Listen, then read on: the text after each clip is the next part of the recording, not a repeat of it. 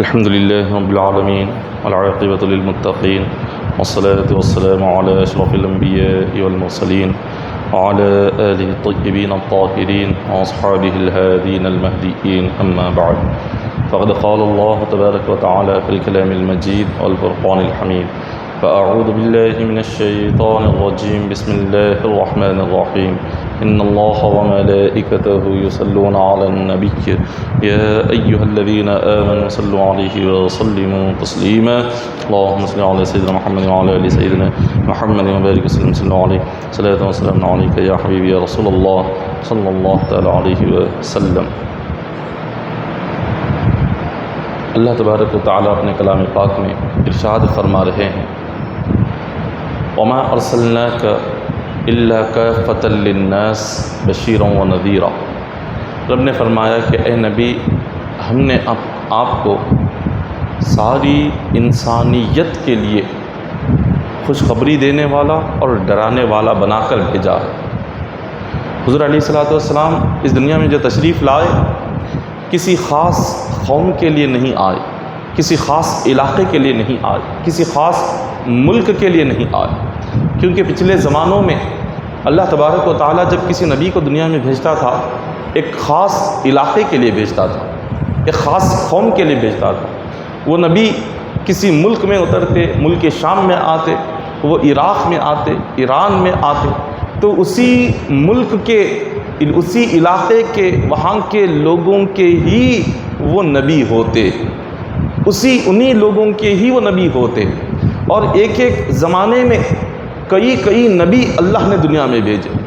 ایک ہی وقت میں ایک ملک میں ایک نبی رہتے، دوسرے ملک میں دوسرے نبی رہتے، ایک اور علاقے میں ایک نبی رہتے، اسی علاقے کے اسی ملک کے وہاں کے لوگوں کے وہ نبی رہتے تھے۔ اللہ تبارک و تعالیٰ نے جب حضور علیہ الصلوۃ والسلام کو بھیجا کسی ایک ملک کے نبی بنا کر نہیں بھیجا، کسی ایک علاقے کے نبی بنا کر نہیں بھیجا، کسی ایک قوم کے نبی بنا کر نہیں بھیجا۔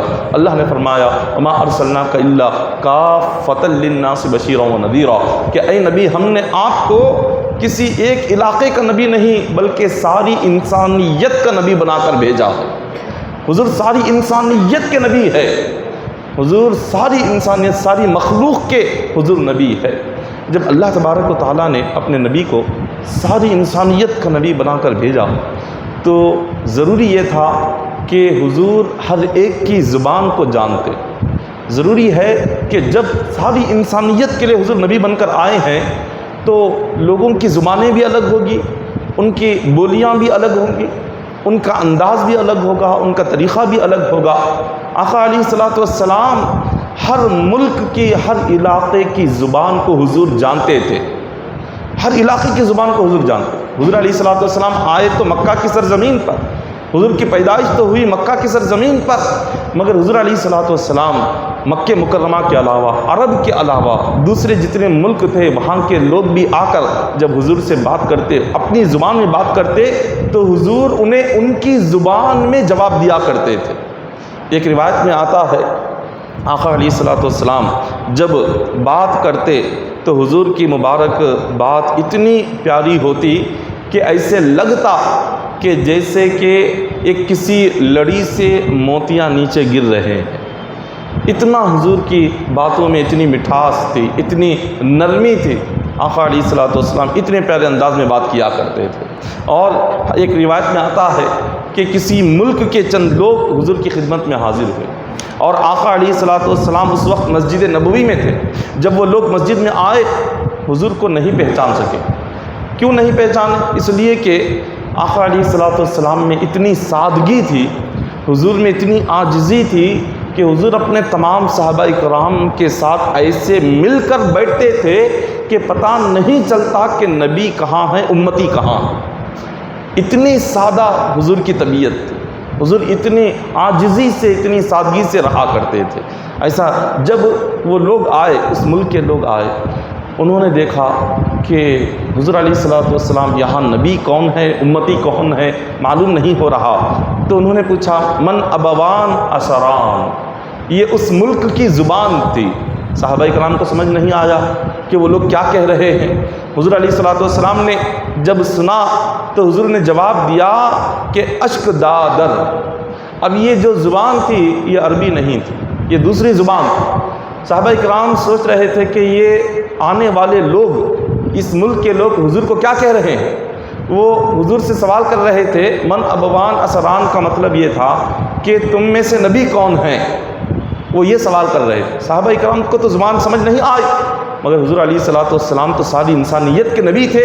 حضور علیہ الصلوۃ والسلام نے فوراً ان کی زبان سمجھ کر ان کی زبان میں حضور نے جواب دیا۔ حضور کا جواب یہ تھا کہ اشک دادل، اس کے معنی یہ تھے کہ تم آگے آؤ، تم سامنے آؤ۔ وہ حضور علیہ الصلوۃ والسلام کے آگے آئے۔ آقا علیہ الصلوۃ والسلام سے انہوں نے اپنی زبان میں کچھ سوال کیا، حضور سے کچھ سوالات کرتے گئے، اور حضور علیہ الصلوۃ والسلام انہی کی زبان میں انہیں جواب دیتے چلے گئے۔ جب آقا علیہ الصلوۃ والسلام نے انہیں جواب دینا شروع کیا، اب وہ کیا کہہ رہے تھے اور حضور انہیں کیا جواب دے رہے تھے، یہ صرف حضور علیہ الصلوۃ والسلام جانتے تھے اور اس ملک سے آئے ہوئے لوگ جانتے تھے۔ صحابہ کرام تو عربی جاننے والے، عرب کے رہنے والے، انہیں تو یہ زبان سمجھ نہیں آ رہی تھی۔ تو بیان کرتے ہیں صحابہ کرام کہ جب حضور علیہ الصلوۃ والسلام نے ان کی زبان میں ان کے سوالوں کا جواب دیا تو وہ لوگ اتنے خوش ہوئے کہ آقا علیہ الصلوۃ والسلام کے قدموں میں گر کر کلمہ پڑھ کے مسلمان بن گئے۔ انہوں نے یہ سوچا تھا کہ یہ نبی صرف عربی ہی جانتے ہوں گے، عربی کے علاوہ اور کوئی زبان انہیں نہیں آتی ہوگی، یہ سوچ کر یہ حضور سے سوال کرتے جا رہے تھے۔ مگر آقا علیہ الصلوۃ والسلام نے جو جواب انہیں ارشاد فرمائے، ان جوابوں کو سن کر انہیں یقین ہو گیا کہ یقیناً یہ سچے نبی ہے، ورنہ ہماری زبان میں ہمیں سمجھانا، ہمارے سوالوں کا جواب دینا، یہ کسی عام انسان کے بس کی بات نہیں ہے۔ ایک حدیث پاک میں آتا ہے کہ صحابہ کرام عربی بہت اچھی جاننے والے تھے۔ عربی بھی ایک طرح کی نہیں، عربی کئی طریقے کی ہے، عربی زبان میں بھی کئی سارے اس کے بولنے کے انداز ہے، بولنے کے طریقے۔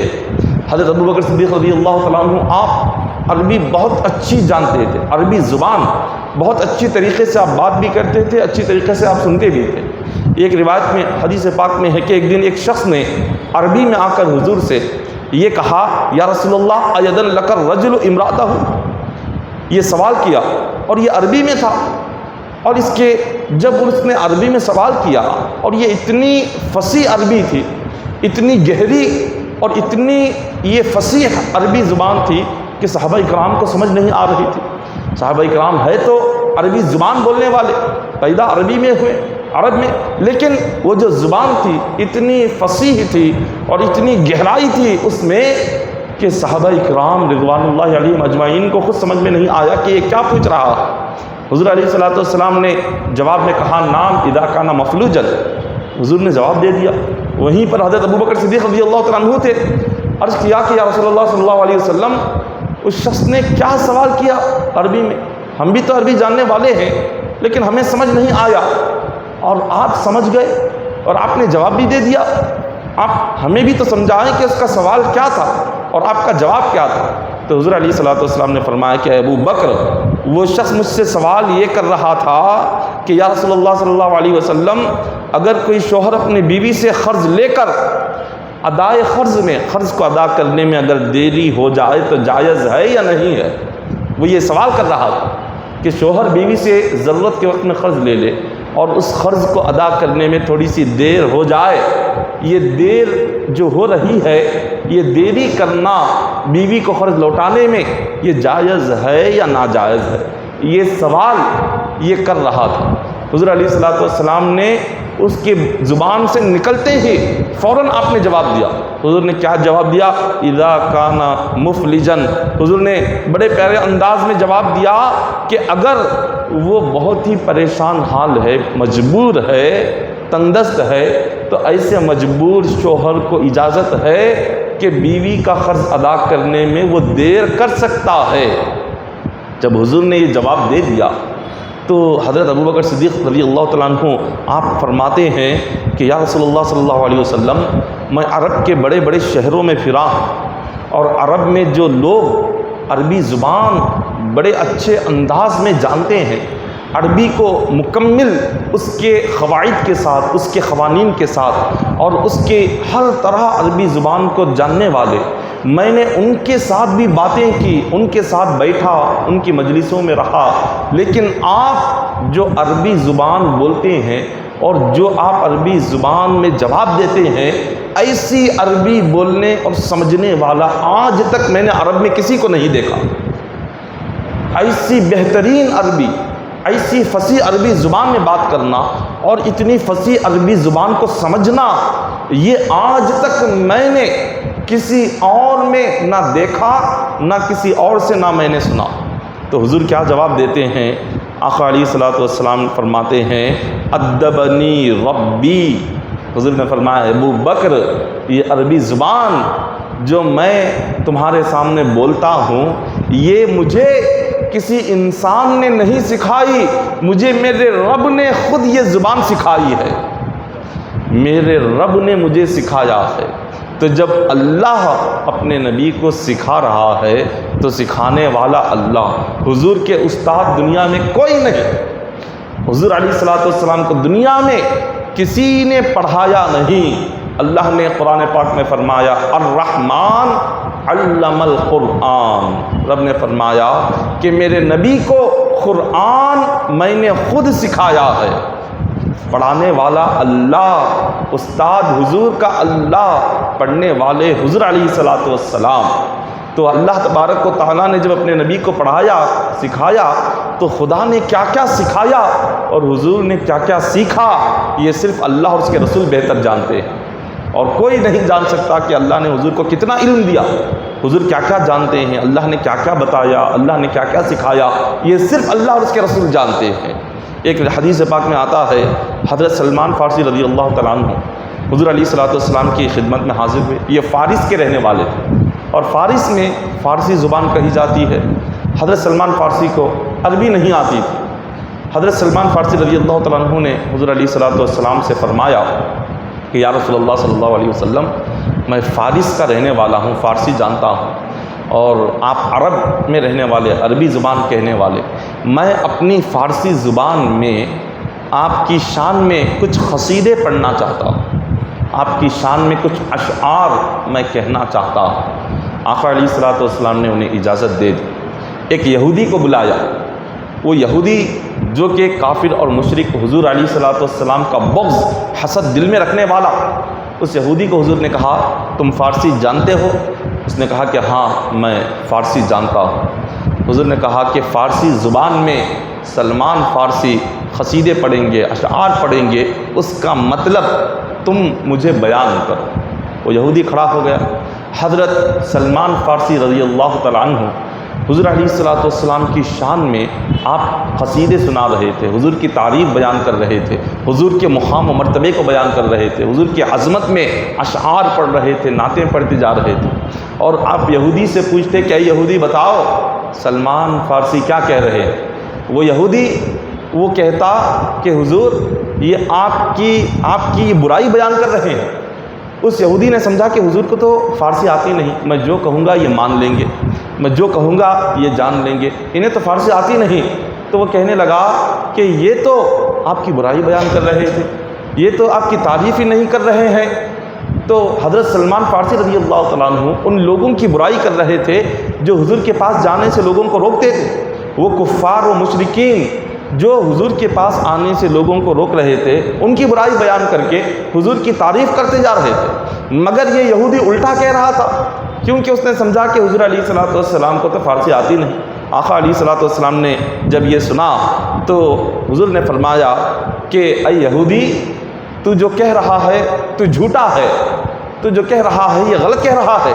سلمان فارسی میری شان میں، یہ میری تعریف میں نعتیں پڑھ رہے ہیں، میری شان میں قصیدے پڑھ رہے ہیں، میری تعریف کر رہے ہیں، میرے مقام و مرتبے کو بیان کر رہے ہیں، اور تو کہتا ہے کہ میری برائی کر رہے ہیں۔ وہ یہودی پریشان ہو گیا۔ اس نے کہا فقال الیہودی یا محمد صلی اللہ علیہ وسلم قد كنت قبل هذا اتهمك والآن تحقق عندي انك رسول اللہ صلی اللہ علیہ وسلم۔ اس یہودی نے کہا کہ محمد صلی اللہ علیہ وسلم، بے شک اس سے پہلے میں آپ کو برا جانتا تھا، یہودیوں نے مجھے سکھایا تھا کہ آپ سچے نبی نہیں ہیں، یہودیوں نے میرے ذہن میں یہ بات ڈال دی تھی کہ آپ سچے نبی نہیں بلکہ آپ جھوٹے نبی ہیں، نعوذ باللہ من ذالک۔ وہ کہتا ہے آج آپ نے جو بات کہی ہے کہ آپ کو تو فارسی نہیں آتی، آپ تو عرب میں پیدا ہوئے، عربی جاننے والے، لیکن فارسی زبان کو بغیر سکھائے کہ آپ نے جو سمجھا اور آپ نے جو کہا کہ میں غلط کہہ رہا ہوں، مجھے یقین ہو گیا ہے آپ اللہ کے سچے نبی ہیں۔ اس نے حضور علیہ الصلوۃ والسلام کے حقانیت کو، حضور کے سچے نبی ہونے کو مان لیا، کیونکہ اس کو یقین ہو گیا کہ حضور علیہ الصلوۃ والسلام بغیر پڑھے، بغیر جانے کوئی زبان کو جاننا، کسی زبان کو پڑھنا لکھنا بڑا مشکل ہوتا ہے۔ آقا علیہ الصلوۃ والسلام جب کسی زبان کو کسی نے آ کر پڑھایا نہیں، کسی نے سکھایا نہیں، بغیر سیکھے بغیر جانے حضور اس زبان کو جب سمجھ رہے ہیں، اس زبان کو جب سن کر اس کو جان رہے ہیں، تو یہودی کو یقین ہو گیا کہ آقا علیہ الصلوۃ والسلام کو یقیناً یہ سچے نبی ہے، اللہ نے ہی انہیں سکھایا ہے۔ اگر یہ سچے نبی نہ ہوتے تو بغیر سیکھے بغیر پڑھے یہ زبان انہیں کیسے آتی؟ تو سچے دل سے حضور علیہ الصلوۃ والسلام کے ہاتھوں میں اپنا ہاتھ رکھ کر کلمہ پڑھ کر اسی مقام پر وہ مسلمان بن جاتا۔ یہ حضور علیہ الصلوۃ والسلام کی زبان مبارک، آقا علیہ الصلوۃ والسلام اتنی زبانیں جانتے تھے۔ اور اس کے بعد حضور نے جبرائیل امین سے فرمایا، اے جبرائیل، یہ سلمان فارسی جو میرے صحابی ہیں، اس صحابی کو تم عربی سکھاؤ، اس صحابی کو عربی سکھاؤ۔ حضور نے جبرائیل امین سے کہا، تمام فرشتوں کے سردار سے کہا، اور حضرت جو سلمان فارسی تھے وہ عربی سیکھنا چاہتے تھے تاکہ عربی میں حضور کی نعت پڑھے، عربی میں حضور کی تعریف کرے، عربی میں آقا علیہ الصلوۃ والسلام کی شان میں قصیدے پڑھے۔ عربی زبان آ نہیں رہی تھی، تو حضرت جبرائیل کو جب حضور نے فرمایا تو جبرائیل امین فرماتے ہیں کہ آقا آپ سلمان فارسی سے کہو کہ وہ آنکھ بند کرے، اپنا منہ کھولے۔ سلمان فارسی رضی اللہ تعالیٰ عنہ نے آنکھ بند کی، اپنا منہ کھولا، جبرائیل امین نے اپنے منہ سے اپنا مبارک لعاب نکالا، اپنا لعاب، اپنا تھوک نکال کر جبرائیل امین نے سلمان فارسی رضی اللہ تعالیٰ عنہ کے منہ میں ڈال دیا۔ پھر اس کے بعد حضرت جبرائیل امین فرماتے ہیں، اے سلمان اب اپنی آنکھیں کھولو، اب عربی بولو۔ جب انہوں نے آنکھیں کھولی اس کے بعد عربی ایسے کہنے لگے کہ جو عرب میں پیدا ہوئے تھے وہ لوگ بھی ویسی عربی نہیں کہتے تھے جو سلمان فارسی عربی کہتے تھے۔ سلمان فارسی جو عربی زبان کہتے تھے وہ عرب میں پیدا ہوئے لوگ بھی ویسی زبان نہیں کہتے تھے۔ اتنی بہترین عربی زبان آ گئی کیونکہ جبرائیل امین نے ان کے منہ میں اپنا مبارک لعاب ڈال دیا تھا۔ اللہ تبارک و تعالیٰ اس طرح حضور کے صحابہ اکرام کی بھی مدد اللہ اسے فرماتا۔ صحابہ اکرام کو بھی اللہ نے فرشتوں کے ذریعے سے علم سکھایا۔ حضور کے غلاموں کو جب فرشتے سکھا رہے ہیں، حضور علیہ الصلوۃ والسلام کو خود اللہ سکھاتا ہے۔ حضرت زید بن ارقم اور حضرت انس بن مالک، یہ دو صحابہ کرام فرماتے ہیں کہ یہ دونوں زید بن ارقم اور حضرت انس بن مالک رضی اللہ تعالیٰ عنہ حضور علیہ الصلوۃ والسلام کے ساتھ مدینہ طیبہ کے ایک راستے سے گزرے تو وہاں پر ایک دیہاتی شخص کو دیکھا جو ڈیرا ڈالا ہوا تھا۔ ڈیرا ڈال کر وہ وہیں پر باہر وہ آرام کر رہا تھا، اس کی ایک ہرنی بندھی ہوئی تھی۔ حضور علیہ الصلوۃ والسلام نے اس ہرنی کو دیکھا تو وہ ہرنی آپ کو پکارنے لگی، یا رسول اللہ، یا رسول اللہ، حضور کو آواز دینے لگی۔ آقا علیہ الصلوۃ والسلام نے جب اس کی آواز کو سنا تو حضور علیہ الصلوۃ والسلام نے پوچھا کہ تمہیں کیا مشکل پیش آئی، تم مجھے کیوں بلا رہی ہو، کیا تکلیف ہے؟ اس نے کہا کہ یا رسول اللہ صلی اللہ علیہ وسلم، اس شخص نے مجھے شکار کر کے یہاں پر وہ لایا ہے، یہیں پر اس جنگل کے پیچھے اس پہاڑی میں میرے بچے رو رہے ہیں، انہیں مجھے دودھ پلانا ہے، آپ مجھے کھول دے، یہاں سے جانے کی اجازت دیں، میں جاؤں گی اور دودھ پلا کر میں واپس آ جاؤں گا۔ حضور علیہ الصلوۃ والسلام نے فرمایا اگر تم واپس نہ آؤ تو کیا کروں؟ تم پلٹ کر نہ آؤ یہاں پر تو پھر کیا کروں؟ اس نے کہا اگر میں واپس نہ آؤں تو مجھ پر اللہ کا عذاب نازل ہو جائے، اللہ مجھ پر عذاب نازل کر دے، میں واپس یقیناً آؤں گی کیونکہ میں آپ سے وعدہ کر رہی۔ حضور علیہ الصلوۃ والسلام نے کھول دیا، وہ ہرنی گئی اور جا کر اس نے اپنے بچوں کو پانی پلایا، اور اپنے بچوں کو اس نے اپنا دودھ پلا کر وہ واپس آئی۔ آقا علیہ الصلوۃ والسلام نے تھوڑی دیر کے بعد دیکھا، جیسے ہی وہ واپس آئی حضور علیہ الصلوۃ والسلام نے اس کو باندھ دیا۔ ایک روایت میں آتا ہے جس نے اس ہرنی کا شکار کیا تھا وہ کافر تھا، وہ مشرک تھا، وہ یہ سارا معاملہ دیکھ رہا تھا کہ آخر کیا ہوتا ہے دیکھیں۔ یہ دعویٰ کرتے ہیں کہ سچے نبی ہیں اور یہ ہرنی سے بات کر رہے ہیں۔ اب ہرنی کی زبان کیا ہے یہ صرف حضور علیہ الصلوۃ والسلام کو ہی معلوم۔ صحابہ کرام ساتھ میں ہیں لیکن وہ ہرنی کیا بات کر رہی ہے، حضور اس کو کیا جواب دے رہے ہیں، صحابہ کو کچھ سمجھ نہیں آ رہا۔ حضور علیہ الصلوۃ والسلام صرف انسانوں کی بولی نہیں بلکہ آپ جانوروں کی بولی کو بھی سمجھتے تھے۔ جانوروں کی بھی بولی اللہ نے اپنے نبی کو سکھائی اور جانور بھی حضور علیہ الصلوۃ والسلام کو اپنا نبی مانتے اور جانتے تھے۔ آقا علیہ الصلوۃ والسلام اللہ تبارک و تعالیٰ نے صرف اور صرف اسی دنیا کا نبی بنا کر نہیں بھیجا بلکہ حضور علیہ الصلوۃ والسلام جانوروں کے بھی نبی ہے۔ اللہ نے جتنی مخلوق کو پیدا فرمایا ساری مخلوق کا نبی اللہ نے حضور کو بنا دیا۔ اللہ تبارک و تعالیٰ ساری مخلوق کا رب ہے۔ رب جن جن چیزوں کا اللہ رب ہے ان چیزوں کے حضور نبی ہے۔ جس مخلوق کا رب خدا اس مخلوق کے حضور نبی، اور جب نبی ہر ایک کے تو ہر کوئی حضور کو جاننے والا۔ پتھر بھی حضور کو پہچانتے تھے، کنکر بھی حضور کو پہچانتے تھے، اونٹ حضور کو پہچانتے تھے، بکریاں حضور کو پہچانتی تھی، ہرنیاں حضور کو پہچانتی تھی، ساری کائنات آقا علیہ الصلوۃ والسلام کو پہچانتی اور حضور سے باتیں کرتی اور حضور ان کی زبانوں میں انہیں جواب دیتے تھے۔ یہ ہرنی ہے اپنی زبان میں اپنی بولی میں حضور سے بات کر رہی ہے اور حضور اس کی بولی میں اس کا جواب دے رہے ہیں۔ جب وہ واپس پلٹ کر آ گئی، پلٹ کر آنے کے بعد اسی مقام پر رہ گئی، وہ جس نے شکار کیا تھا وہ بھی آ گیا، اس نے بھی یہ سارا معاملہ دیکھا۔ حضور علیہ الصلوۃ والسلام نے فرمایا کہ تم اس کو آزاد کر دو، اس کو چھوڑ دو، اس کو بہت زیادہ تکلیف ہے، اس کی بچوں کو اس کی ضرورت ہے، اس کو آزاد کر دو۔ آقا علیہ الصلوۃ والسلام کے کہنے پر اس کافر اور مشرک نے آزاد کر دی۔ جب وہ آزاد ہوئی وہ خوشی میں اور بہت زیادہ مسرور ہو کر وہ جھومتے ہوئے کودتے ہوئے وہ کلمہ پڑھتی لا الہ الا اللہ وانک رسول اللہ، وہ جھومتے ہوئے کہتی کہ اللہ کے سوا کوئی خدا نہیں اور حضور آپ ہی اللہ کے سچے نبی ہے۔ یہ ہرنی کہہ رہی ہے خوشی میں، جھومتے ہوئے، کودتے ہوئے، دوڑتے ہوئے۔ یہ جیسے اس نے کلمہ پڑھنا شروع کیا وہ جو کافر شکاری تھا حضور علیہ الصلوۃ والسلام کے قدموں میں گر گیا اور کہا کہ حضور جب ایک جانور ہو کر وہ آپ کا کلمہ پڑھ رہی ہے میں انسان ہو کر آپ کا کلمہ کیسے نہیں پڑھ سکتا ہوں۔ اس نے کلمہ پڑھا اور وہ مسلمان بن گیا۔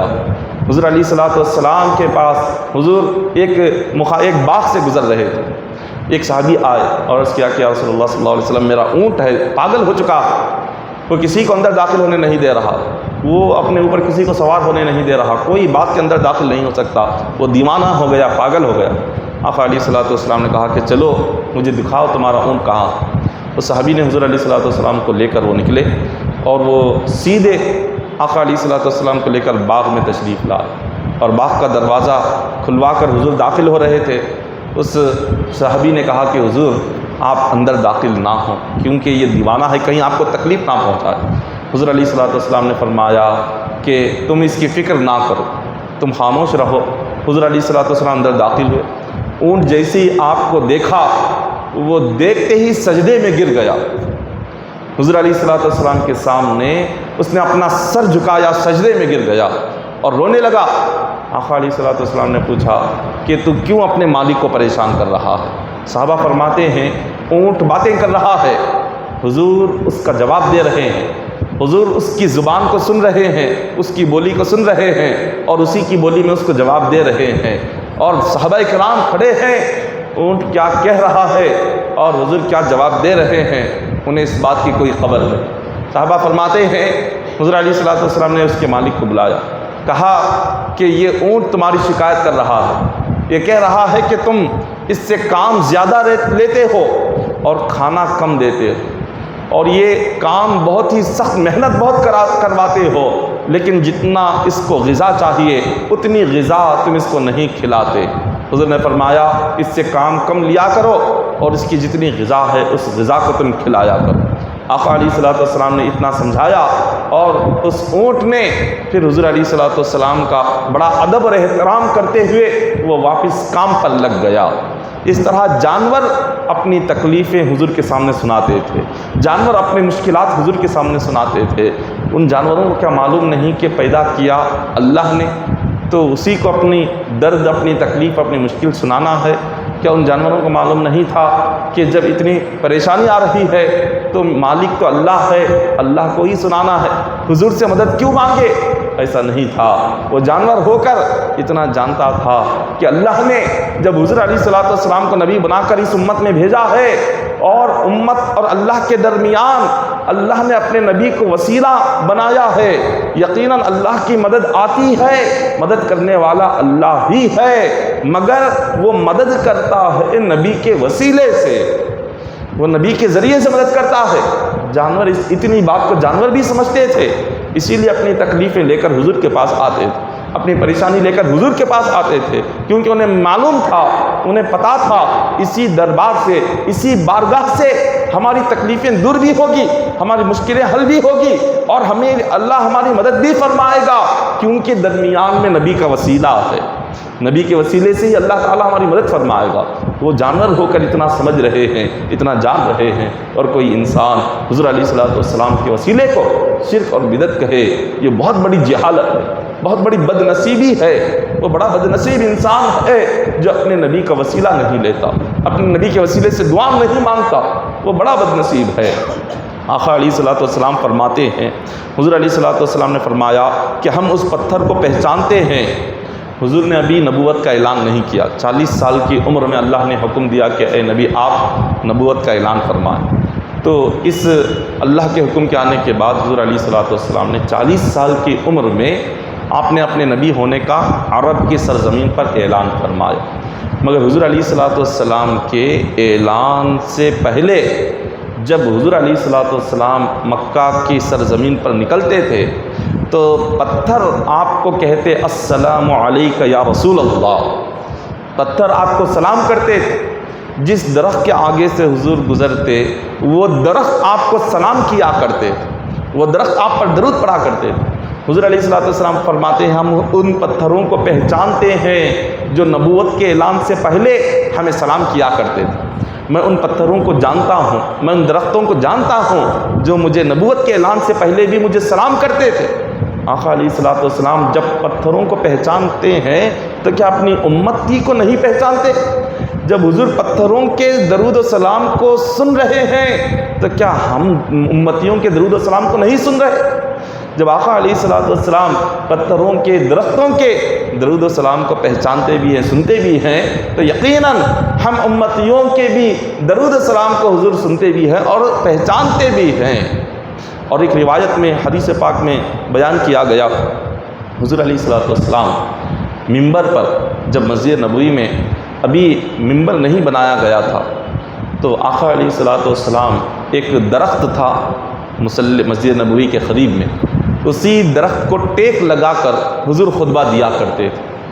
جب مسجد نبوی میں ممبر بن گیا، حضور علیہ الصلوۃ والسلام ممبر پر کھڑے ہو کر جمعہ کے دن خطبہ دے رہے تھے، تو حدیث پاک میں آتا ہے ایک بچے کے رونے کی آواز آئی، جس طرح بچہ تڑپ کر بلک کر روتا ہے ماں کی جدائیگی میں، اس طرح سے تڑپ کر بلک کر رونے کی آواز آئی۔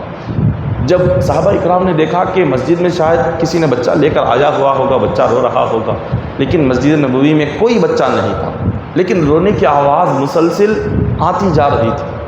آقا علیہ الصلوۃ والسلام ممبر سے نیچے اترے اور حضور علیہ الصلوۃ والسلام سیدھے اس درخت کے قریب گئے اور دیکھا، صحابہ اکرام نے دیکھا کہ یہ جو آواز آ رہی تھی اس درخت کے اندر سے آ رہی تھی، اور اس سے آنسو بھی نکل رہے تھے، جس طرح انسان کے رونے سے آنسو نکلتے ہیں، اس درخت سے بھی آنسو نکل رہے تھے۔ حضور علیہ الصلوۃ والسلام نے صحابہ سے فرمایا اے صحابہ میں اتنے دن اس کو ٹیک لگا کر خطبہ دے رہا تھا، آج میں اس منبر پر آ گیا تو میری جدائیگی کے غم میں یہ رو رہا ہے۔ وہ کہہ رہا تھا کہ حضور آج آپ مجھ سے جدا ہو گئے، آپ منبر پر کھڑے ہو گئے، آپ نے مجھے ٹیک لگانا چھوڑ دیا، آپ کی جدائیگی میں رو رہا ہوں۔ اس نے ایسا رویا، اس درخت نے اتنے آنسو اس کے بہے کہ حضور علیہ الصلوۃ والسلام جا کر اسے اپنے گلے سے حضور نے لگا لیا۔ حضور کا گلے سے لگانا تھا کہ آقا علیہ الصلوۃ والسلام کے تسلی دینے سے وہ خاموش رہا۔ حضور نے فرمایا اگر میں اس کو اپنے گلے سے نہ لگاتا میری جدائیگی کے غم میں یہ قیامت تک روتا رہتا۔ درخت حضور سے محبت کر رہے ہیں، بے جان درخت ہے۔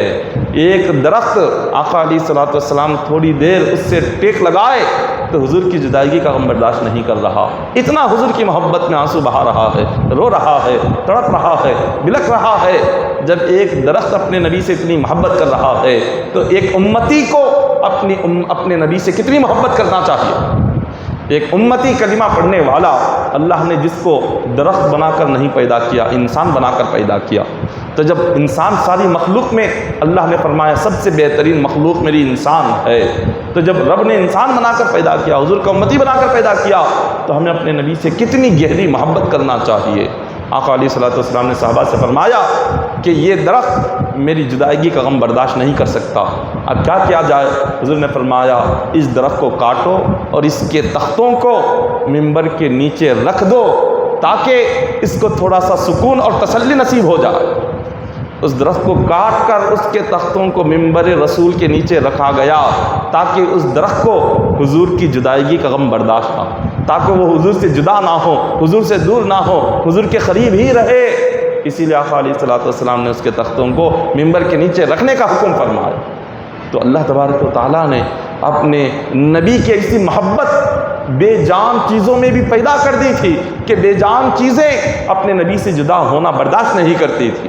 ایک روایت میں آتا ہے، حضرت امام جلال الدین سیوطی رحمۃ اللہ تعالی علیہ اور قاضی عیاض آپ یہ روایت نقل کرتے ہیں کہ آقا علیہ الصلوۃ والسلام نے ایک دن میں 6 مختلف ملکوں کے بادشاہوں کو حضور نے ایک خط روانہ کیا۔ 6 مختلف ملک ہے، مختلف ملک، مختلف زبانیں، 6 ملکوں کو الگ الگ صحابہ اکرام کو پیغام دیا کہ تم جاؤ اس ملک میں یہ میرا پیغام پہنچاؤ، اس ملک میں یہ پیغام پہنچاؤ۔ صحابہ اکرام 6 ملکوں میں گئے۔ روایتوں میں آتا ہے ہر صحابی وہ نہ پڑھے تھے نہ انہوں نے سیکھا تھا، جس ملک میں جا رہے تھے اس ملک کی زبان کو انہوں نے نہ کبھی پڑھا، نہ کبھی لکھا، نہ کبھی سیکھا۔ حضور ان صحابہ کو فرما رہے ہیں کہ تم فلاں ملک جاؤ، وہاں کے بادشاہ سے ملاقات کرو، اس کو دین کی دعوت دو اور اس سے کہو کہ وہ اسلام قبول کرے، یہ سچا دین ہے، یہ سچا مذہب ہے۔ اب اس ملک میں جا کر بادشاہ کے سامنے اس بادشاہ کی زبان میں، اس بادشاہ کی بولی میں اس کو سمجھانا ہے، دین کی دعوت دینا ہے۔ ایک دن میں 6 صحابہ اکرام مختلف ملکوں میں مختلف بادشاہوں کے پاس گئے اور ان کے سامنے کھڑے ہو کر انہوں نے حضور علیہ الصلوۃ والسلام کا پیغام اور حضور نے جو دین کی دعوت کہی، وہ دین کی دعوت انہوں نے اتنے پیارے انداز میں پیش کی کہ جتنے لوگ تھے جب اسلام اور دین کی باتیں سنی ان کے دلوں میں محبت ایمان پیدا ہو گئی، اسلام کی محبت پیدا ہو گئی۔ سب نے دین کی باتوں کو بڑی غور سے سنا۔ آقا علیہ الصلوۃ والسلام کی یہ غلام ہے، حضور کی صحبت میں رہنے والے، حضور کے حکم کو ماننے والے، جب غلاموں کو بغیر سیکھے اللہ تعالیٰ مختلف ملکوں کی زبان سکھا رہا ہے تو اپنے نبی کو اللہ نے کیا کیا سکھایا ہوا ہوگا۔ حضور علیہ الصلوۃ والسلام اپنے غلاموں کو جب جس ملک جا رہے ہیں ایک لمحے میں حضور نے ایک نظر فرما دی، اس ملک کی زبان اللہ نے انہیں سکھا دی۔ ایک ہی لمحے میں حضور علیہ الصلوۃ والسلام نے ایک توجہ ان پر فرما دی، انہیں جو بتانا تھا، جو سکھانا تھا، ایک لمحے میں آقا علیہ الصلوۃ والسلام کی نظر نے سب کچھ سکھا دیا۔ یہ اللہ تبارک و تعالیٰ نے آقا علیہ الصلوۃ والسلام کو وہ مقام اور مرتبہ عطا کیا ہوا ہے۔ ایک حدیث پاک میں بیان کیا گیا، حضرت ابو ذر غفاری رضی اللہ تعالیٰ عنہ ایک صحابی رسول ہے، ابو ذر غفاری، وہ فرماتے ہیں کہ میرے بھائی جن کا نام انیس ہے، انہوں نے کہا کہ مکہ مکرمہ میں مجھے ایک کام ہے، تم میری بکریوں کی حفاظت کرو۔ انہوں نے بکریوں کی حفاظت کے لیے حضرت ابو ذر غفاری کو چھوڑ دیا اور وہ سیدھے مکہ مکرمہ آئے، اور مکہ مکرمہ میں آ کر وہ تھوڑی دیر مکہ میں رہے، پھر اس کے بعد واپس آ گئے۔ جب واپس آئے تو آپ نے ان سے پوچھا، حضرت ابو ذر غفاری نے پوچھا کہ آپ گئے ہوئے تھے مکہ میں، کس کام کے لیے گئے ہوئے تھے اور آپ نے وہاں کیا کام کر کے یہاں آئے ہیں؟ تو حضرت انیس فرماتے ہیں ابھی حضرت انیس نے بھی اسلام قبول نہیں کیا تھا اور حضرت ابو ذر غفاری نے بھی اسلام قبول نہیں کیا تھا، یہ سب ابھی کافر اور مشرک ہی تھے۔ حضرت انیس فرماتے ہیں کہ اے میرے بھائی ابو ذر، میں مکہ ایک شخص سے ملنے کے لیے گیا تھا، وہ شخص جو کہتا ہے کہ وہ اللہ کا رسول ہے۔ میں نے پوچھا کہ لوگ ان کے بارے میں کیا کہتے ہیں، لوگ ان کے بارے میں کیا کہتے ہیں؟ حضرت ابو ذر غفاری اپنے بھائی سے پوچھ رہے ہیں، تو مکہ جا کر آ گئے اور ان سے مل کر آئے جو خود کو نبی کہتے ہیں، وہاں کے لوگ ان کے بارے میں کیا کہہ رہے ہیں؟ تو انہوں نے کہا کہ لوگ کہتے ہیں کہ وہ شاعر ہے، وہ شاعر ہیں، شعر کہتے ہیں۔ جب حضور قرآن کی آیتیں پڑھ کر سناتے تو کفار مکہ قرآن کی آیتیں سن کر لوگوں سے کہتے کہ وہ شاعر ہیں، نعوذ باللہ، وہ شاعری کر رہے ہیں۔ اور پھر جب آقا علیہ الصلوۃ والسلام انہیں دین کی دعوت دیتے، حضور انہیں دین کی طرف بلاتے، تو وہ لوگ یہ کہتے مکہ کے جو کفار مشرکین ہیں کہ آقا علیہ الصلوۃ والسلام نعوذ باللہ آپ جادوگر ہیں۔ حضور علیہ الصلوۃ والسلام کی شان میں ایسی بے ادبی، ایسی گستاخی کے الفاظ کفار مکہ کہتے تھے کہ کبھی کہتے کہ یہ جادوگر ہے، کبھی کہتے کہ نعوذ باللہ آقا علیہ الصلوۃ والسلام کو کچھ نہیں آتا، اور حضور علیہ الصلوۃ والسلام کو یہ شاعر کہتے تھے۔ لیکن حضرت انیس نے کہا کہ میں نے کئی سارے شاعروں کا کلام سنا، لیکن حضور کا جو کلام ہے وہ کسی شاعر کے کلام کے برابر نہیں ہو سکتا، وہ بہت اونچی بات ہے۔ حضور کی باتیں، حضور کا کلام، حضور کی گفتگو یہ بڑی اونچی ہے، اور شاعروں کی کلام یہ حضور کے کلام کے آگے بہت نیچے ہے۔ پھر حضرت انیس کہتے ہیں میں کئی سارے جادوگروں کے پاس بھی جا کر میں نے بیٹھا، میں نے ان کا کلام بھی سنا، لیکن جادوگروں کا کلام اور حضور کا کلام کہیں پر بھی یہ دو ایک ساتھ نہیں ملتے۔ حضور کا کلام تو بہت ہی اعلیٰ اور زبان مصطفیٰ سے نکلنے والی باتیں تو بہت اونچی باتیں ہیں، اور جادوگروں کی باتیں تو بہت ہی نیچی والی باتیں ہیں۔ تو اس نے کہا، حضرت انیس رضی اللہ تعالیٰ عنہ فرماتے ہیں حضرت ابو ذر سے، ان کا جو کلام مجھے ایسے لگا کہ یہ کوئی معمولی کلام نہیں ہے، زبان مصطفیٰ کی ہے مگر کہنے والا اللہ ہے۔ حضور علیہ الصلوۃ والسلام کی زبان ہے مگر الفاظ، باتیں جو نکل رہی ہیں یہ صرف اللہ کے حکم سے نکل رہی ہے۔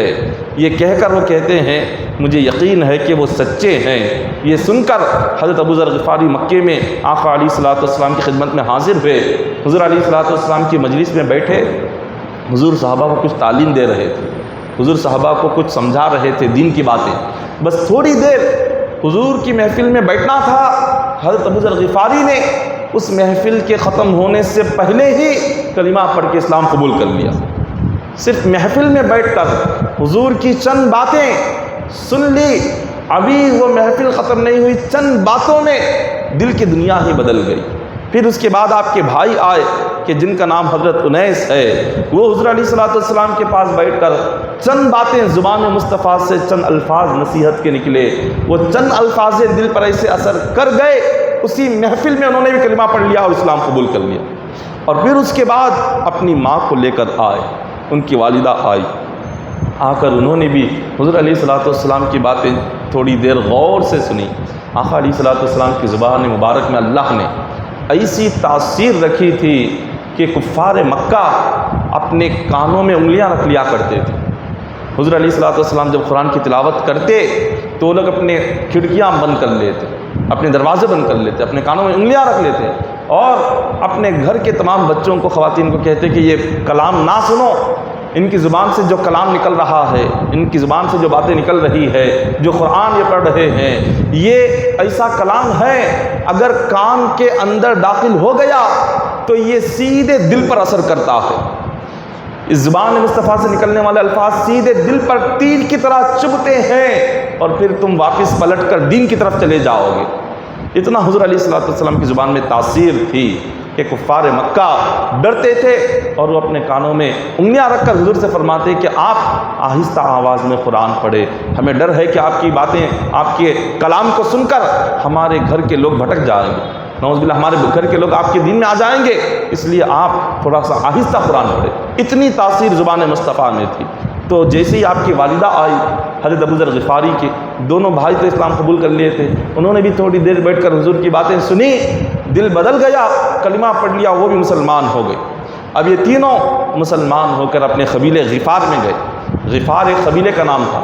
اس قبیلے میں گئے اور قبیلے والوں سے کہا کہ اے ہمارے قبیلے والوں، ہم نے ایک بہت ہی بہترین نبی سے ہم ملاقات کر کے آئے ہیں، اگر تم بھی ہمارے ساتھ چلو، ایک مرتبہ ان کی محفل میں بیٹھ جاؤ، پھر اس کے بعد تمہارا دل جو چاہے کر لینا۔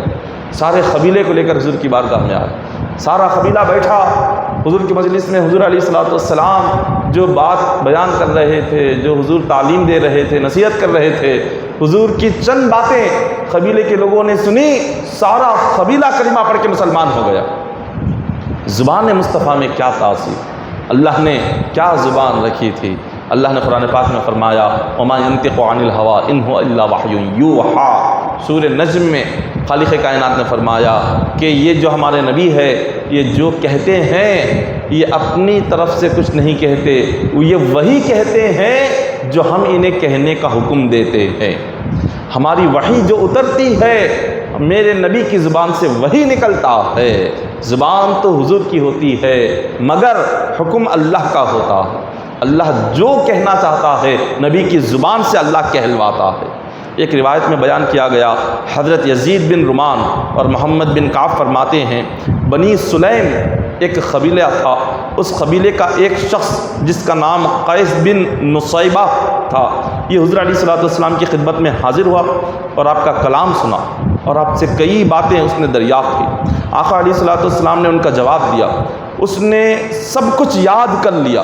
حضور نے جو جو کہا، اس نے جو جو سوال کیا، سب کچھ قیس بن نصیبہ نے یاد کر لیا اور آقا علیہ الصلوۃ والسلام سے کہا کہ یا رسول اللہ صلی اللہ علیہ وسلم، میں نے جو جو باتیں آپ سے کہی ہے یہ ساری باتیں، اس کا جواب مجھے کہیں نہیں ملا۔ یہ جواب آپ کے پاس اگر مجھے مل رہا ہے تو میرا دل کہہ رہا ہے کہ آپ ہی سچے نبی ہے۔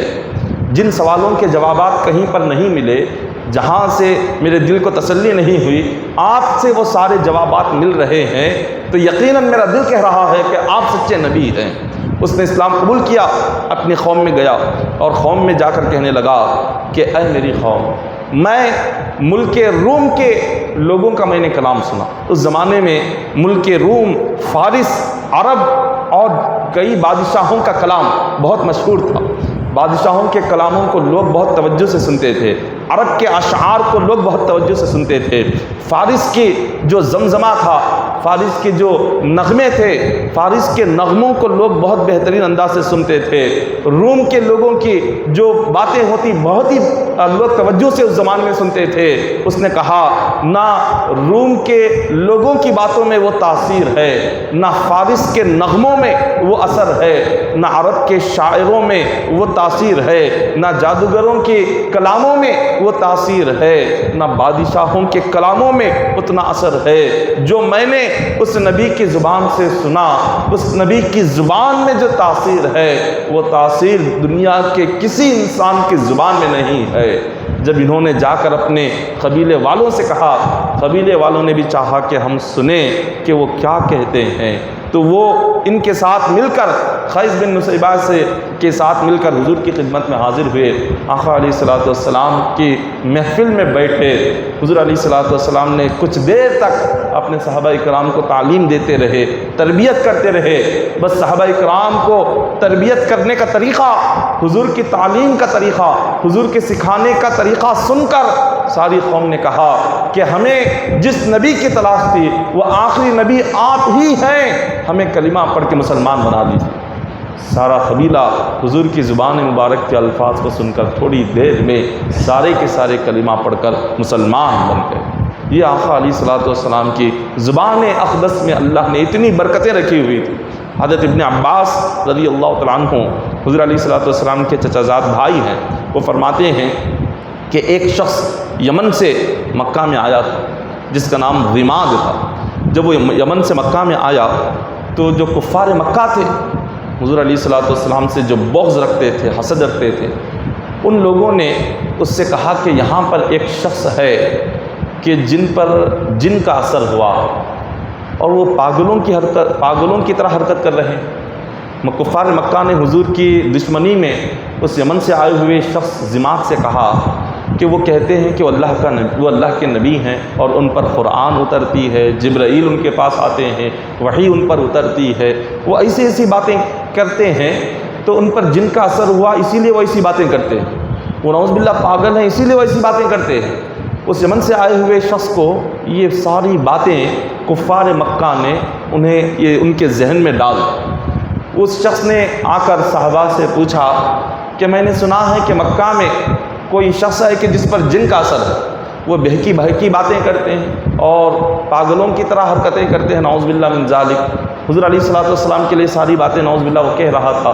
صحابہ کرام سے کہتا ہے کہ مجھے اس جن کا اثر اتارنے کا طریقہ معلوم ہے، مجھے معلوم ہے کہ یہ پاگل پن کو کیسے دور کرنا ہے، میں اس کا علاج جانتا ہوں، تم مجھے ان کے پاس لے جاؤ، میں اس اثر کو ختم کر دوں گا، میں ان کے پاگل پن کا علاج کر دوں گا، نعوذ باللہ من ذالک۔ مگر اس کو کیا پتا تھا کہ وہ حضور کا علاج کرنے نہیں، خود اپنا علاج کروانے کے لیے حضور کے پاس جا رہا۔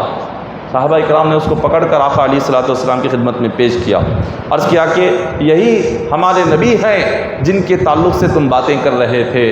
حضور کے سامنے اس کو بٹھا دیا، وہ حضور علیہ الصلوۃ والسلام کی مجلس میں بیٹھ جاتا ہے۔ آقا علیہ الصلوۃ والسلام نے اسی وقت یہ خطبہ حضور پڑھ رہے تھے، وہ خطبہ یہ پڑھ رہے تھے، الحمدللہ نحمدہ ونستعینہ ونؤمن بہ ونتوکل علیہ ونعوذ باللہ من شرور انفسنا ومن سیئات اعمالنا من یہدہ اللہ فلا مضل لہ ومن یضللہ فلا ہادی لہ واشہد ان لا الہ الا اللہ واشہد انی رسول اللہ صلی اللہ علیہ وسلم۔ حضور یہ خطبہ ارشاد فرما رہے تھے، اس کے معنی یہ ہے کہ ساری تعریفیں ہم اللہ کی کرتے ہیں، ہم اللہ سے ہی مدد مانگتے ہیں، اسی پر ایمان لاتے ہیں، اللہ پر ہی ہم یقین رکھتے ہیں، نفس کی شرارتوں سے، گناہوں سے اللہ کی پناہ مانگتے ہیں۔ جس کو اللہ ہدایت دے اسے کوئی گمراہ کرنے والا نہیں، جس کو اللہ گمراہ کر دے اس کو کوئی ہدایت دینے والا نہیں۔ میں گواہی دیتا ہوں کہ اللہ ایک ہے، وہی عبادت کے لائق ہے، اور میں اللہ کا رسول ہوں۔ حضور علیہ الصلوۃ والسلام نے یہ باتیں ارشاد فرمائی۔ جب اس شخص نے سن کر کہا کہ مجھے دوبارہ پڑھ کر سنائی، میں دوبارہ سننا چاہتا ہوں۔ یہ آیا تھا آقا علیہ الصلوۃ والسلام کا علاج کرنے، مگر حضور علیہ الصلوۃ والسلام نے اس کا علاج کر دیا۔ اس نے جب دوبارہ حضور سے کہا، حضور نے پھر پڑھ کر سنایا۔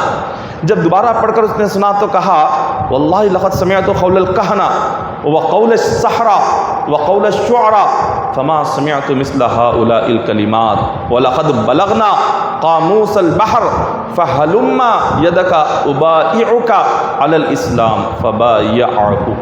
اس نے کہا کہ میں شاعروں کی مجلسوں میں بھی میں جا کر بیٹھا، مگر شاعروں کی مجلس میں ایسا کلام مجھے سننے نصیب نہیں ہوا۔ میں جادوگروں کی مجلسوں میں جا کر بیٹھا، مگر آپ جیسا کلام جادوگروں کی مجلسوں میں بھی سننا نصیب نہیں ہوا۔ میں کاہنوں کی، جو غیب کی خبریں دینے والے کاہن، میں ان کی مجلسوں میں بھی جا کر بیٹھا، مگر آپ کی طرح ایسا کلام مجھے وہاں بھی سننا نصیب نہیں ہوا۔ اس نے کہا کہ آپ نے جو ابھی پڑھ کر سنایا، جو آپ نے کہا، اس میں معنوں کا ذخیرہ ہے، ایک معنی کا سمندر ہے۔ اگر آپ کی ان چند باتوں کو بیان کرنے لگ جائے، اس کے معنی بیان کرنے لگ جائے، تو ایک سمندر کی طرح کئی دن مہینے گزر جائیں گے، مگر آپ کے کہے ہوئے الفاظ کے معنی مکمل بیان نہیں ہو سکیں گے۔ آپ کے الفاظوں میں اتنی گہرائی ہے، آپ کی باتوں میں اتنی گہرائی ہے، آپ کی باتوں میں ایک سمندر کی طرح گہرے معنی ہیں، اس کو ہر کوئی سمجھ نہیں سکتا۔ یہ شخص بہت بہترین عربی جانتا تھا۔ اس نے کہا یہ کلام جو آپ نے پڑھ کر سنایا ہے، مجھے یقین ہو گیا کہ ایسا کلام عام انسان کا نہیں ہو سکتا، ایسا کلام ایک سچے نبی کا ہی ہو سکتا ہے۔ بس آپ ہاتھ بڑھائیں، میں آپ کے ہاتھ پر کلمہ پڑھ کے اسلام قبول کرنا چاہتا ہوں۔ حضور کے چند باتیں، چند الفاظ سن کر وہ پریشان ہو گیا۔ آقا علیہ الصلوۃ والسلام نے ہاتھ بڑھایا، ہاتھ بڑھانا ہی تھا، اس نے اسی وقت کلمہ پڑھا اور وہ مسلمان ہو گیا۔ اس طرح زبان رسول سے جو باتیں نکلی، جس نے بھی سنا اس کی دنیا بدل گئی۔ ایک صحابی فرماتے ہیں کہ ہم ایک پانی کے چشمے پر تھے، وہ پانی کا چشمہ نمکین تھا، یعنی وہ پانی نمک یعنی کھارا پانی کا چشمہ تھا۔ حضور نے پوچھا یہ پانی کا چشمہ کیسے ہے؟ انہوں نے کہا کہ حضور اس کا پانی جو ہے نمکین ہے، کھارا ہے۔ حضور نے فرمایا کہ نہیں، اس چشمے کا پانی میٹھا ہے۔ حضور کی زبان سے نکلا کہ میٹھا ہے۔ صحابہ اکرام کئی سالوں سے اس چشمے کا پانی پیتے آ رہے تھے، نمکین تھا، کھارا ہی وہ پانی تھا۔ جب حضور نے کہا میٹھا ہے، اس کے بعد صحابی نے اٹھا کر جیسے اس پانی کو پیا، وہ چشمے کا پانی اس دن سے میٹھا ہو گیا۔ حضور کا کہنا تھا کہ نہیں میٹھا ہے، اللہ نے زبان مصطفیٰ سے نکلنے والے لفظ کی صدقے میں، حضور کی اس بات کے صدقے میں اللہ نے اس چشمے کو میٹھے پانی میں بدل دیا۔ کھارے پانی کا چشمہ میٹھا پانی کا چشمہ بن گیا۔ کیوں؟ زبان مصطفیٰ سے نکلا کہ میٹھا ہے، رب نے میٹھا بنا دیا۔ تو یہ اللہ تبارک و تعالیٰ نے وہ زبان اپنے نبی کو عطا فرما دی کہ حضور ایک بات فرما دے، ایک حکم فرما دے، اللہ تبارک و تعالیٰ اپنے حضور کے ایک حکم پر خدا کا فیصلہ ہو جاتا۔ اللہ تعالیٰ اپنا فیصلہ حضور کے حکم پر فرما دیتے ہیں۔ اسی طرح کئی ساری روایتیں ہیں کہ جس سے یہ بات ثابت ہوتی ہے کہ آقا علیہ الصلوۃ والسلام کے ایک حکم پر ایک صحابی آئے، انہوں نے عرض کیا کہ حضور حج کیا ہر سال فرض ہے؟ حضور نے فرمایا اگر میں ہاں کہہ دوں تم پر ہر سال حج فرض ہو جائے گا، کیونکہ اللہ تعالیٰ میری زبان سے نکلنے والے کسی بھی لفظ کو بیکار جانے نہیں دیتا۔ اگر میں ہاں کہہ دیا تو تم پر ہر سال حج فرض ہو جائے گا، نہ کرنے کی صورت میں تم گناہگار ہوگے۔ لیکن حضور فرماتے ہیں مجھے اپنی امت کو تکلیف دینا مقصد نہیں ہے، امت کو تکلیف ڈالنا نہیں ہے، اسی لیے میں ہر سال کے لیے ہاں نہیں کہوں گا، بلکہ عمر میں ایک مرتبہ کر دو، فرض ادا ہو جائے۔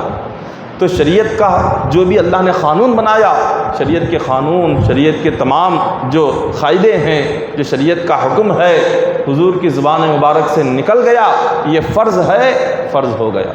حضور علیہ الصلوۃ والسلام نے کہا واجب ہے، واجب ہو گیا۔ زبان مصطفیٰ سے جو نکلا وہ شریعت بن گیا، قانون بن گیا۔ تو اس طرح سے یہ آقا علیہ الصلوۃ والسلام نے ہم حضور کے امتی ہے، یہ ہمارے لیے بہت فخر کی بات ہے۔ اللہ نے ہم گناہ گاروں کو آقا علیہ الصلوۃ والسلام کا امتی بنایا اور حضور کی امت میں ہمیں پیدا فرمایا۔ یہ ایک امتی کے لیے بہت خوش نصیبوں والی بات ہوتی ہے کہ اس کے ہزار گناہ ہونے کے باوجود اللہ نے ایسے نبی کی امت میں ہمیں پیدا فرمایا۔ اس امت میں پیدا ہونے کے لیے حضرت موسیٰ علیہ الصلوۃ والسلام نے جب تورات میں امت محمدیہ کی فضیلتوں کو پڑھا کہ امت محمدیہ کو اللہ کیا کیا عظمتیں عطا کیا، کیا کیا فضلت عطا کیا، ان کا مقام مرتبہ کتنا بلند ہے، اتنا ان کا رتبہ اور درجہ کتنا بلند ہے، جب تورات میں حضرت موسیٰ علیہ السلام نے یہ سب کچھ پڑھا تو عرض کیا کہ اے مالک و مولا، امت محمدیہ کی فضیلت کو پڑھ کر میرے دل میں یہ آرزو پیدا ہو رہی ہے کہ کاش میں بھی مصطفیٰ کا امتی بن کر پیدا ہوتا تو اچھا ہوتا۔ انبیاء بنی اسرائیل کے نبی یہ خواہش کر رہے ہیں کہ میں حضور کا امتی بن کر پیدا ہوتا تو میرے لیے کتنی فضیلت والی بات۔ انبیاء فخر کرتے تھے اس امت میں پیدا ہونے کے لیے، اللہ نے اس امت میں ہمیں پیدا فرمایا، یہ ہمارے لیے بہت ہی فخر کی بات ہے۔ لیکن ہمیں کیا کرنا چاہیے؟ جس نبی کی امت میں اللہ نے پیدا کیا اس نبی کی اطاعت کرنا چاہیے، اس نبی کی اتباع کرنا چاہیے، اس نبی کی تعلیمات پر عمل کرنا چاہیے، آقا علیہ الصلوۃ والسلام کی احادیث پر عمل کرنی چاہیے، حضور علیہ الصلوۃ والسلام کے بتلائے ہوئے راستے پر چلنا چاہیے، عبادتوں کی پابندی ہونی چاہیے۔ جب ہم یہ تمام چیزوں کی پابندی کریں گے، آقا علیہ الصلوۃ والسلام کو روضہ مبارکہ میں خوشی محسوس ہوگی، امت کی نیکیاں دیکھ کر حضور خوش ہوتے ہیں۔ حضور فرماتے ہیں ہر دن صبح اور شام میری امت کی نیکیاں بھی مجھ پر پیش ہوتے ہیں، امت کے گناہ بھی حضور کے سامنے پیش ہوتے ہیں۔ حضور امت کی نیکیوں کو دیکھ کر خوش ہوتے ہیں، امت کے گناہوں کو دیکھ کر حضور علیہ الصلوۃ والسلام غمگین ہو جاتے ہیں۔ تو کیا ہم اپنے نبی کو غمگین کریں گے؟ آقا علیہ الصلوۃ والسلام کو خوش کرنا ہو تو نیکیاں کیا کرے، اچھائیاں کیا کرے، عبادتوں کی پابندی کیا کرے۔ حضور علیہ الصلوۃ والسلام خوش ہوں گے امت سے۔ دعا ہے کہ اللہ تبارک و تعالی ہم تمام کو آقا علیہ الصلوۃ والسلام کی سنت پر عمل کرنے کی توفیق عطا فرمائے، آقا علیہ الصلوۃ والسلام کے تعلیمات پر عمل کرنے کی مولا ہر امتی کو توفیق عطا فرمائے۔ الہ العالمین، اے مالک مولا باری تعالی ہم تمام کے مولا صغیرہ کبیرہ گناہوں کو معاف فرما، الہ العالمین ہم تمام کی مغفرت و بخشش فرما، باری تعالی کہنے سننے سے بڑھ کر عمل کرنے کی توفیق عطا فرما۔ اے الہ العالمین، اے مالک مولا باری تعالی ہم تمام کی زندگیوں میں مولا 5 وقتہ نماز کی پابندی پیدا فرما، الہ العالمین ہمیں تہجد گزار بنا دے، مولا ہم تمام کے گھروں میں امن و امان عطا فرما، سکون عطا فرما، الہ العالمین ہم تمام کو ہر دن قرآن پاک پڑھنے کی توفیق عطا فرما، مولا ہر دن ہمیں قرآن پر عمل کرنے کی توفیق عطا فرما، مولا ہمیں شریعت کا پابند بنا، مولا دین کی خدمت کرنے کی توفیق عطا فرما، آقا علیہ الصلوۃ والسلام کے تعلیمات پر عمل کرتے ہوئے زندگی گزارنے کی توفیق عطا فرما، مولا جتنے حاضرین مجلس ہے تمام حاضرین مجلس کی دعاؤں کو قبول فرما، جتنے حاضرین مجلس ہے مولا تمام کی حاجتوں کو پورا فرما، تمام کی مرادوں کو پورا فرما۔ اے الہ العالمین، اے مالک مولا باری تعالی ہم تمام کو مولا آقا علیہ الصلوۃ والسلام کی محبت میں جینے مرنے والا بنا دے، حضور کی محبتوں کو ہمارے دلوں میں مولا پیدا فرما، آقا علیہ الصلوۃ والسلام کی عقیدت اور محبت مرتے دم تک مولا دلوں میں قائم و دائم فرما، مولا صحابہ اکرام، اہل بیت اطہار اور تمام اولیاء اکرام سے محبت اور الفت عقیدت ہمارے دلوں میں پیدا فرما، الہ العالمین اے مالک مولا جو بے روزگار ہیں انہیں روزگاری عطا فرما، جو بیمار ہیں انہیں شفاء کلی عطا فرما، جو مصیبت زدہ ہیں ان کی مصیبتوں کو دور فرما، جو تنگ دست ہیں مولا ان کی تنگ دستی کو دور فرما، الہ العالمین اے مالک مولا باری تعالی روئے زمین کے ہر مومن کی جان و مال کی حفاظت فرما، عزت و عبوری کی حفاظت فرما، اہل و عیال کی حفاظت فرما، الہ العالمین اے مالک مولا باری تعالی ہم تمام کی جائز دعاؤں کو آقا علیہ الصلوۃ والسلام کے وسیلے سے قبول فرما۔ ان اللہ و ملائکتہ یصلون علی النبی ایھا الذین آمنوا صلوا علیہ وسلموا تسلیما، اللهم صل علی سیدنا محمد وعلی آل سیدنا محمد وبارک وسلم، صلوا علیہ صلاۃ و سلام علیک یا حبیبی یا رسول اللہ صلی اللہ علیہ وسلم، حسبنا اللہ حسبنا اللہ حسبنا اللہ نعم الوکیل نعم المولا نعم النصیر، سبحان ربک رب العزۃ عما یصفون وسلام علی المرسلین والحمد للہ رب العالمین۔